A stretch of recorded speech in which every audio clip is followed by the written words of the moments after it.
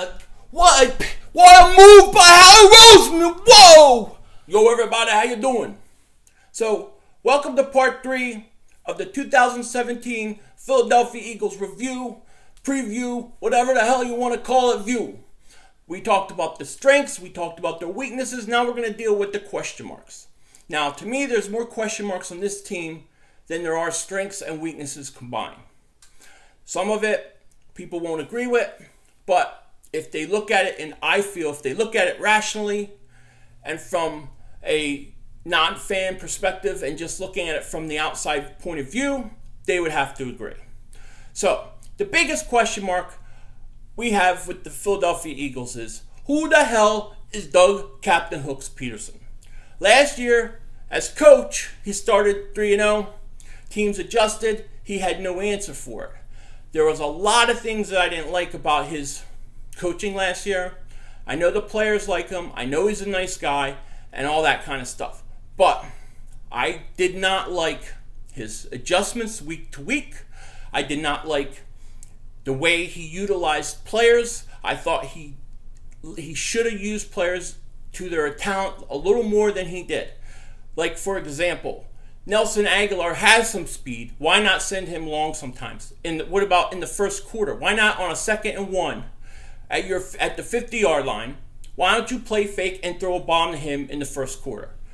He's not maybe the best receiver, but he has speed to go long. Because one of the problems is people say he didn't go long because he didn't have the personnel. Well, then why don't you just have a giant sign on the sideline and say, hey, Cowboys defense, hey, Giants defense, we're not throwing over 25 yards, because that's all he basically did if he wasn't doing things because he didn't feel like he had the personnel. You're just telegraphing the defense what you're going to do. You have to take a chance on plays, even if you know you don't have the best players for it, even if you're not good at it. It keeps the defense honest, and it makes them cover the whole field. And these defenses did not cover the whole field. This hurt Carson Wentz. Now, people gave him credit for being aggressive, sometimes too aggressive. I think his aggressiveness was really stupid, okay? I thought things like going for it on 4th and 1s, certain ones, and then, when Carson Wentz drives down in the last minute of the game against Baltimore, whatever, ties up the game, he has all that confidence, feeling like he can have a 4th quarter comeback. You go for a 2-point conversion, fail, and you just burst his whole bubble of feeling good about himself. Building some confidence has been just taken away because all he's thinking about is the last play that they blew. I thought those were stupid aggressiveness. I want aggressiveness of going long in the first quarter. I want aggressiveness of certain play calling, of trying to take certain yards, trying to use guys certain ways. There's other ways to be aggressive that he wasn't that really bothered me. And I don't know what to expect from him going forward. We'll see. You know what I mean? But I would have him on a short leash if it was up to me. I would be ready to give Frank Reich the play calling duties. And that's my opinion. I don't know what to expect from this coach. Now, and those are just some of the problems. There's more problems with Doug Peterson than just that. But those are the ones that come to my mind. Now, there's some other question marks on this team. Torrey Smith had 20 catches last year, and he's been given a starting job because everybody's blaming San Francisco and the quarterback's there and Chip Kelly's fault, whatever. But it's everybody else's fault but his. So we're just supposed to assume that he's going to be good. Anybody saying that he's going to be fine, he's going to stretch the field, he's going to do everything they want him to do, that's an assumption that we don't really know. We hope, and maybe they're right, but we don't know. His last year in Baltimore was not good. He hasn't had a good year in 4 years. I'm not going to buy into it. Just not. They should have provided competition, somebody to challenge him, and then they would have had a more secure position, for somebody to take over opposite of Alshon. The other thing is tight end. Zach Ertz. When is Zach Ertz going to show up and have 13 catches in a game that means something? When is he going to produce when a division's on the line, when a playoff's on the line, when a game that matters is on the line? Not when there's no pressure, not when it doesn't matter and the teams are already checked out. That's it.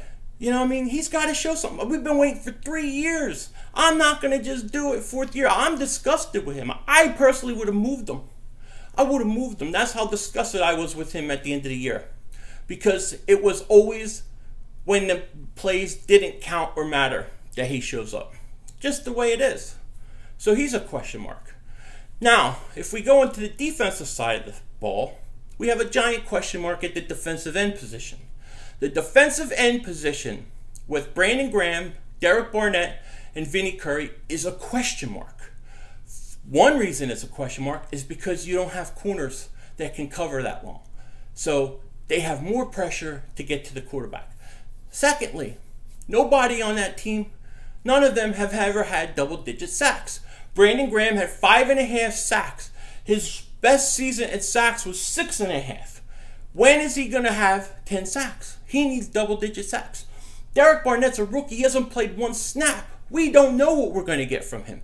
If he's just like Brandon Graham, then he's going to have 5.5 sacks, and he's going to have 5.5 sacks, and that's 11 sacks for 2 guys. That's not good enough. And then what are you going to say? Oh, sacks don't matter. Sacks aren't the only statistic. The only people that say stats aren't the only statistic are the people who don't get sacks. Sorry. Vinny Curry, we don't know what these defensive ends are. We don't. They have to show up. They have to be elite. Brandon Graham has to be a Pro Bowl defensive end. Go get the sacks. There's no more excuses. You got somebody on the other end. You got Jernigan. You got Cox. There's no more excuses. Get the sacks. Get it done. Defensive end is a question mark. Many Eagle fans assume it's the best. The defensive line is the strongest in the NFL, and it's brutal, and nobody can stop it. But they're saying it they're assuming these guys are going to be 10-sack guys, double-digit sack guys. There's no evidence to prove it. We haven't seen that yet in their careers. And I'm not counting Derek Barnett because he deserves, he's a rookie. How much can he do as a rookie? So defensive end, giant question mark. Safety position. Safety position, I believe, is good and strong, but I just wonder what they can do with all that pressure they're going to have to cover for those corners, to be watching those corners constantly. How is that going to take away from the safety position? These are other questions I have. So these are the main questions that I have going into this season with the Eagles. Positions like the running back I look at as okay. I'm not worried about it. I think they'll do fine. Things like that. But defensive line, coach, Torrey Smith, and how bad the cornerback situation affects the other positions. These are my concerns. Now tomorrow in part 4, I'm going to answer the question early. And it might be subject to change, but I'm going to answer. Will the Eagles make the playoffs?